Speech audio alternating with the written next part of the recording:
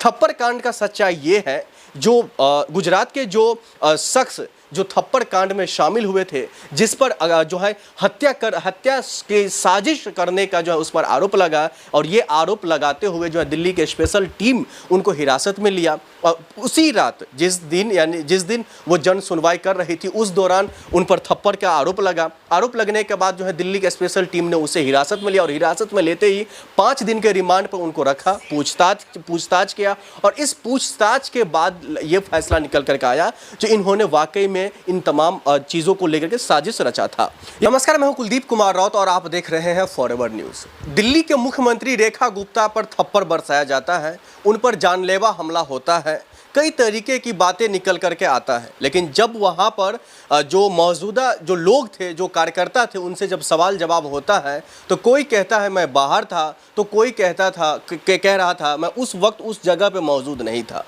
किसी ने जो वहाँ पर जो गुजरात से जो आए थे आरोपी, उसको अंदर जाते हुए देखा गया, उस कार्यक्रम में भी जाते हुए देखा गया, वहाँ पर जाकर के रेकी करते हुए भी देखा गया, लेकिन किसी भी सीसीटीवी में जो है रेखा गुप्ता को थप्पड़ मारते हुए नहीं देखा गया। किसी भी सीसीटीवी में रेखा गुप्ता के पास जाते हुए ये आरोपी नहीं देखा गया, और किसी भी सीसीटीवी कैमरा में वो व्यक्ति उस वक्त कैद नहीं हुआ, या किसी भी फ़ोन में, मोबाइल में, कैमरा में कहीं भी कैद नहीं हुआ जो वाकई में उस व्यक्ति ने उसको थप्पड़ मारा। पहले जो है न्यूज़ में, खबरों में और रेखा गुप्ता के द्वारा, भारतीय जनता पार्टी के नेताओं के द्वारा ये जाहिर किया जाता है जो सिर्फ रेखा गुप्ता को थप्पड़ मारा गया। उसके बाद ये कहा जाता है जो कंधे पर हाथ रखकर उनका सिर टेबल पर पटका गया। रेखा गुप्ता जी का फिर ट्वीट आता है, वो लगातार ये कहने की कोशिश कर रही है जो विपक्ष का साजिश है, इसमें किसका हाथ है किसका हाथ नहीं है, हम ये आगे हम खुलासा करेंगे। लेकिन इससे पहले हम आपको बता दें रेखा गुप्ता पर जो हमला हुआ है इसमें कितनी सच्चाई है, इसमें कितनी हकीकत है, इससे हम आज आपको रूबरू कराएंगे। सबसे पहले हम आपको बता दें दिल्ली के मुख्यमंत्री रेखा गुप्ता को लेकर के जब उनका नाम अनाउंसमेंट हुआ मुख्यमंत्री पद को लेकर के, इससे पहले वो जो है एक नगर निगम में कार्यरत थी। उसके बाद उनका किस तरीके से एक वीडियो सोशल मीडिया पर काफ़ी वायरल हुआ था, जब उनका नाम सामने आया था मुख्यमंत्री पद को लेकर के, वो किस तरीके से सदन में खड़े होकर के जो है वो माइक तोड़ती हुई दिखाई दे रही थी जब वो नगर पालिका में थी।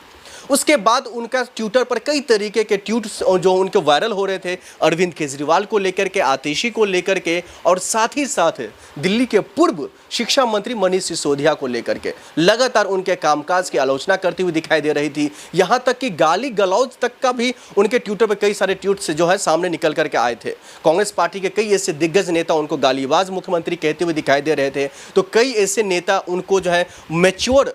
मुख्यमंत्री न होते हुए किसी को भी मुख्यमंत्री पद थमाने की बातें करते हुए दिखाई दे रहे थे। लेकिन वही हम आपको बता दें थप्पड़ कांड का सच्चाई क्या है, ये सवाल मैंने पीछे छोड़ा था, अब इसका जवाब दे रहा हूं। ये साजिश, ये जो शख्स है ये गुजरात से आते हैं, और गुजरात में आम आदमी पार्टी के एक विधायक है गोपाल इटालिया, उसके साथ जो है भारतीय जनता पार्टी के आईटी सेल फोटो एडिट करके वायरल कर रहे हैं, और कहा यह जा रहा था जो गोपाल इटालिया के करीबी है हमला करने वाला, थप्पड़ मारने वाला, जानलेवा हमला करने वाले दिल्ली के मुख्यमंत्री पर, ये कोई और नहीं गोपाल इटालिया के करीबी है। बाद में ये फोटो की हकीकत सामने आती है, गोपाल इटालिया खुद अपने ट्विटर हैंडल से इस फोटो को जाहिर करते हैं, और वो लगातार ये कहने की कोशिश करते हैं जो ये सब फेक है, ये एक तरीके से मनगढ़ंत कहानी के तौर पर दिखाया जा रहा है। जो शख्स है वो आम आदमी पार्टी के शख्स हैं। अब हम दूसरी तरफ हम चलते हैं, दूसरी तरफ